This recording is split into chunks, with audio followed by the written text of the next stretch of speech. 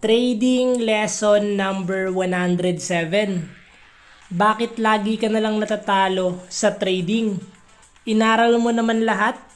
Ano pa ba ang dapat mong gawin, master? Masipag ka naman mag-aral. May kulang pa ba? If isa ka sa may mga ganitong questions, para sa'yo itong video na to, master. Based sa experience ko and nakakasalamuha ko personally, if i-compare ko yung mga successful traders versus unsuccessful traders, isa lang ang pagkakaiba nila, master. Alam mo kung ano? Unsuccessful traders or loser trader have one thing in common.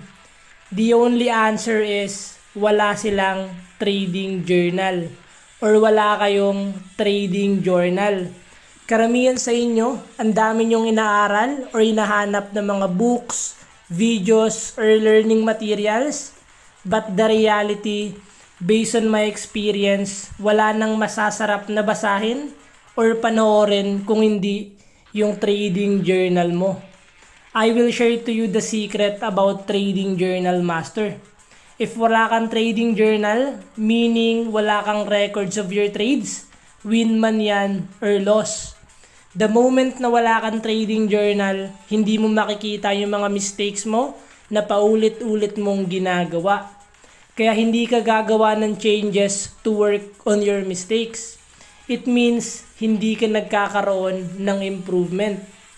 Once you realize that one of the key factor to become successful and profitable sa larangan na to is by having a trading journal, dito ka magkakaroon ng improvement and magsisimulang makakupit sa market.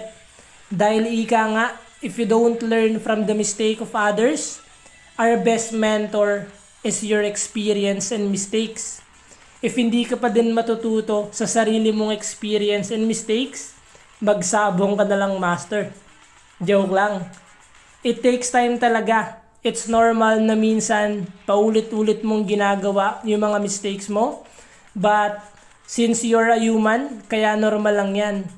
But once you start noticing yung mga bad habits mo sa market, dyan ka magsisimulang mag-progress and mas gagaling pa sa trading journey mo. Kaya, trust the process, master.